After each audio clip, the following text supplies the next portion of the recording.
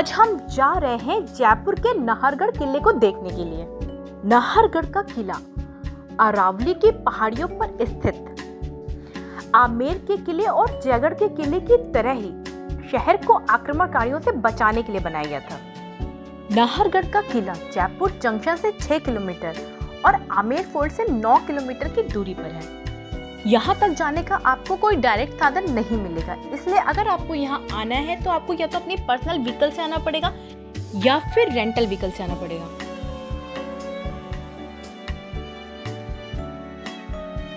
अरावली की पहाड़ी पे बने होने के कारण यहाँ से पूरे शहर का व्यू बहुत ही खूबसूरत दिखता है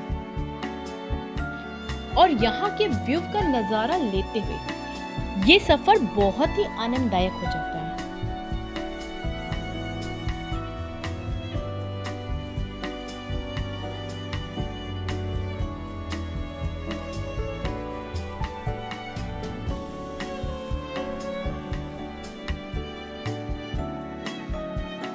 यहाँ के खूबसूरत नज़ारे का आनंद लेते हुए हम पहुंच गए हैं नाहरगढ़ फोर्ट के पास और यहाँ पर टिकट काउंटर से टिकट लेके अब हम आगे जा रहे हैं। यहाँ का टिकट प्राइस भारतीयों के लिए 50 रुपीज पर व्यक्ति है और 5 साल से लेकर 12 साल के बच्चों का आधा टिकट पड़ता है। तो चलिए आगे चलते हैं और एक्सप्लोर करते हैं नाहरगढ़ का फोर्ट। ये वीडियो बहुत ही इंटरेस्टिंग होने वाला है, तो शुरू से आखिरी तक इस वीडियो को देखिएगा। अभी हम जा रहे हैं यहाँ की बावड़ी देखने। ये बावड़ी यहाँ टूरिस्ट को काफी आकर्षक लगती है और ये है माधवेंद्र भवन। माधवेंद्र भवन नाहरगढ़ फोर्ट का मुख्य आकर्षण है। ये 2 मंजिला इमारत परिसर के बीचों बीच बनी है। इसके मेन एंट्रेंस के दोनों तरफ तोपें रखी जिन्हें आप देख सकते हैं।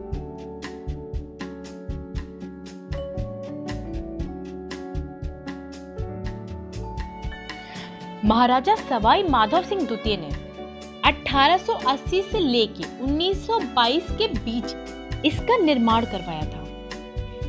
ये जगह जयपुर और आमेर के राजा और रानियों के आराम करने, छुट्टी मनाने और शिकार करने का स्थान हुआ करता था।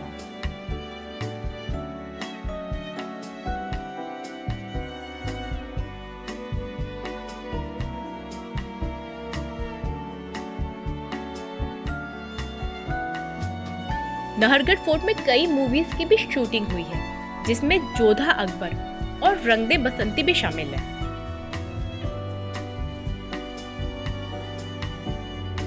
तो अब आगे चलते हैं। यहाँ आपको टिकट दिखानी होती है। टिकट दिखाने के बाद ही आपकी एंट्री अंदर होती है। माधवेंद्र भवन में घुसते ही आप समझ जाएंगे कि इस महल की साजो सज्जा भारतीय और यूरोपियन वास्तुकला का नायाब नमूना है। इस भवन में थोड़ा आगे जाते ही एक बहुत बड़ा सा आंगन है। सवाई माधव सिंह द्वितीय की 9 रानियां थी, जिनके अलग अलग पैलेस हैं यहाँ पे, जो अलग अलग नामों से हैं, जैसे चांद प्रकाश, सूर्य प्रकाश, आनंद प्रकाश, खुशहाल प्रकाश आदि। यहाँ 9 रानियों के 9 पैलेस हैं, पर सभी हूबहू एक जैसे हैं। ये रूम रानी का बेडरूम था। काफी बड़ा और खूबसूरत कमरा है। इस कमरे की दीवारों पे बहुत ही सुंदर कारीगरी की गई है। आप देख सकते हैं यहाँ की दीवारों पे नेचुरल पेंट से बहुत ही सुंदर पेंटिंग की गई है।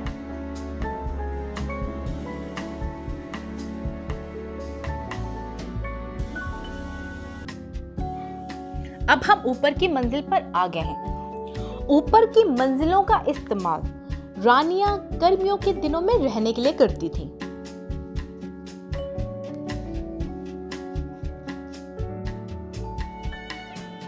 ऊपर की मंजिलों को भी नीचे की मंजिलों की तरह ही बनाया गया है। ये रानी का कमरा है और इससे लगा हुआ ये रानी का ड्रेसिंग रूम है। यहाँ सारे महल एक दूसरे से जुड़े हुए हैं। ये बिल्कुल एक भूल भुलैया जैसा है। इसको ऐसा इसलिए बनाया गया था कि राजा किस रानी के पास जा रहा है ये दूसरी को पता ना चले। आपको ऐसी ही डिजाइन आमेर महल में, मानसिंह के महल में भी देखने को मिल जाएगी।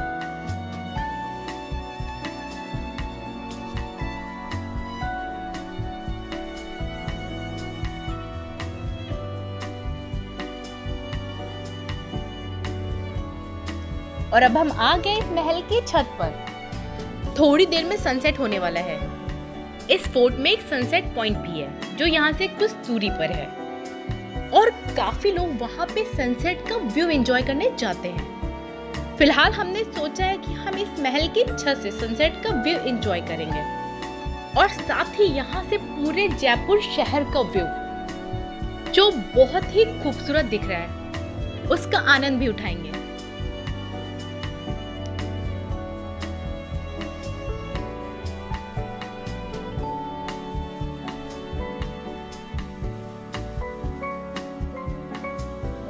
आप इस फोर्ट को रात में भी विजिट कर सकते हैं। ये फोर्ट रात में 10 बजे तक खुला रहता है। यहाँ पे बिजली की काफी अच्छी व्यवस्था है। सनसेट होने के बाद ये फोर्ट और भी खूबसूरत दिखता है।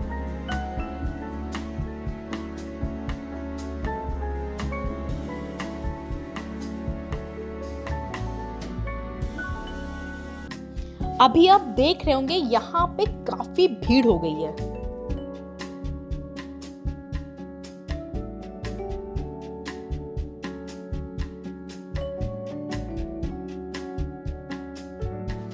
यहाँ शाम के समय बहुत सारे लोग सनसेट और सिटी का व्यू एंजॉय करने आते हैं। और अब हमारे सामने सनसेट हो रहा है और जिसका व्यू बहुत ही खूबसूरत है।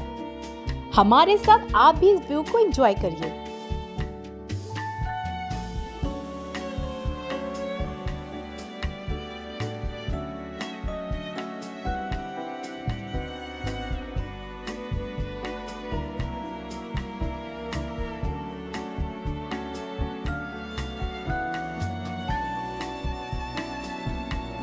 इस किले को बनवाने का मुख्य उद्देश्य आमेर के किले को सुरक्षित रखना था। इस किले की आश्चर्यजनक बात यह है कि इस किले पे आज तक कोई हमला नहीं हुआ। इस किले ने 1857 के विद्रोह के दौरान यूरोपीय लोगों को पनाह दी। सन 1868 में राजा सवाई राम सिंह ने इस किले का दोबारा जीर्णोद्धार करवाया। ये किला 700 फीट की ऊंचाई पर बना हुआ है और अब ये सनसेट हो रहा है।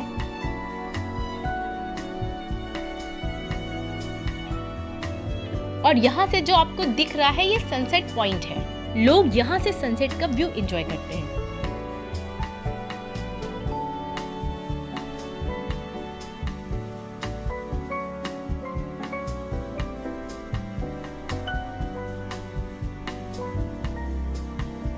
इस किले को लेके एक कहानी भी काफी प्रचलित है।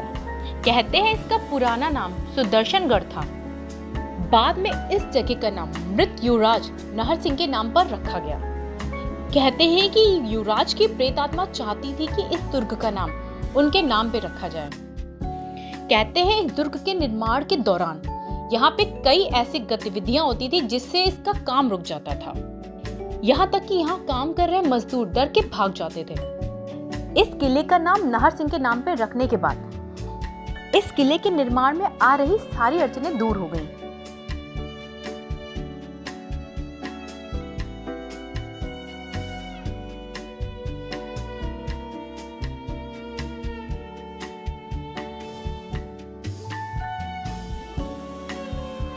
सनसेट का व्यू एंजॉय करने के बाद अब हम नीचे आ गए हैं। ये रानी का ड्रेसिंग रूम था और ऐसे ही यहाँ पे अलग अलग रानियों के अलग अलग ड्रेसिंग रूम हैं जो दिखने में हूबहू एक जैसे हैं। यहाँ पर हर रानी के साथ उसकी एक पर्सनल दासी भी रहती थी जिसका अलग कमरा और अलग ड्रेसिंग रूम, साथ ही उसका बाथरूम भी रहता था। आप इसकी छतों पे ये कड़ियाँ देख रहे होंगे। यहाँ पर कपड़े के पंखे टांगे जाते थे जिसको रानी की दासी रानी के लिए झलती रहती थी। इस महल का आर्किटेक्चर बेहद शानदार है।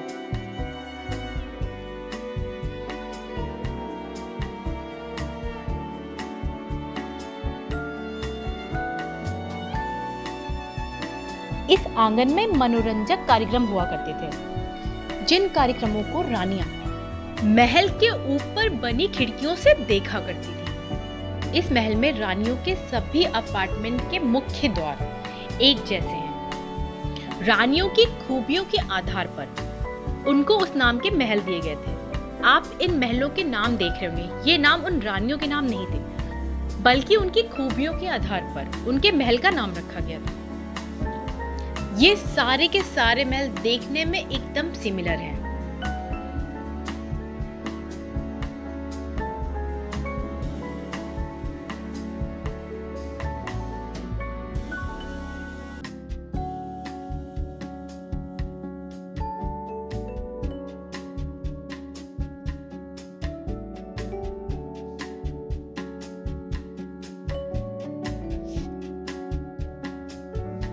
अब हम माधवेंद्र भवन से बाहर की तरफ जा रहे हैं और आप देख सकते हैं सूरज ढलने के बाद भी यहाँ लोगों के आने का तांता लगा हुआ है, क्योंकि रात के समय यहाँ की ब्यूटी का नजारा कुछ और ही हो जाता है।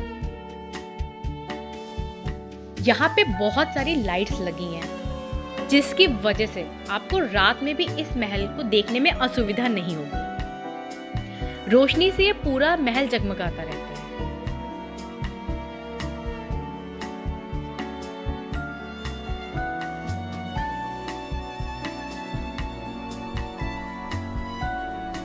अब इस किले के बारे में मेरा बेटा हम लोगों को गाइड कर रहा है और हम उसके पीछे पीछे चल रहे हैं। मुझे ऐसा लगता है कि इस किले को विजिट करने का सबसे अच्छा समय शाम ढलने के बाद का समय है, क्योंकि शाम के समय यहाँ का माहौल बहुत ही खुशनुमा हो जाता है। यहाँ की ऊंचाई से आपको पूरा जयपुर शहर रात के समय जगमगाता हुआ दिखता है।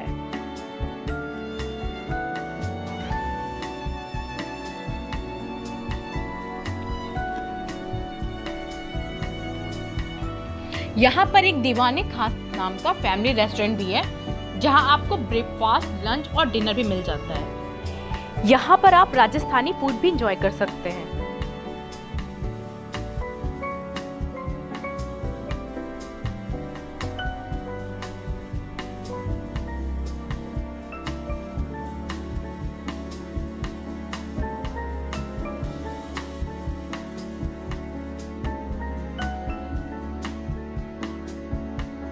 यहाँ देखने लायक चीजों में एक शीश महल और वैक्स म्यूजियम भी है, जो यहाँ आए पर्यटकों को काफी लुभाती है।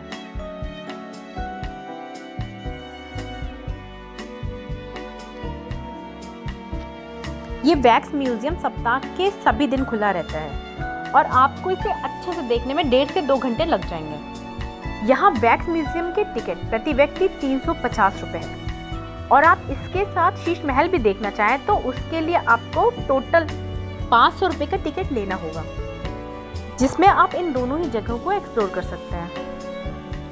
ये है म्यूजियम के अंदर का नज़ारा। आपको यहाँ नेता, राजनेता और फ्रीडम फाइटर्स के पुतले दिख जाएंगे।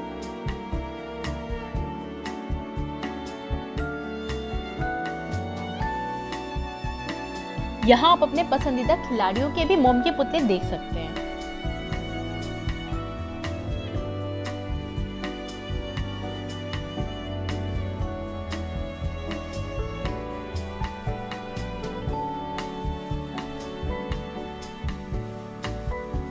और ये है यहाँ का शीश महल। यहाँ आपको राजस्थान के राज परिवार की भव्यता की झलक देखने को मिलती है। यहाँ आपको राज परिवार के लोगों के रहन सहन की एक झलक दिखती है।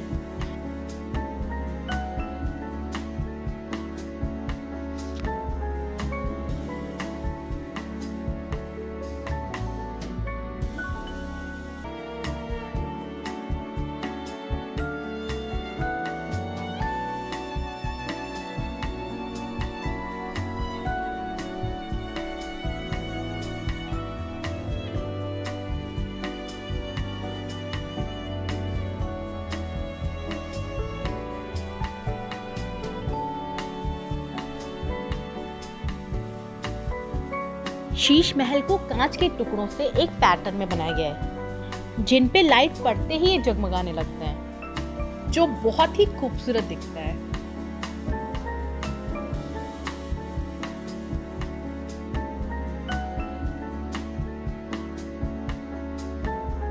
और अगर आपको मेरा ये वीडियो अच्छा लगा हो तो please like share and subscribe सारा कुछ कर दीजिएगा। Thanks for watching.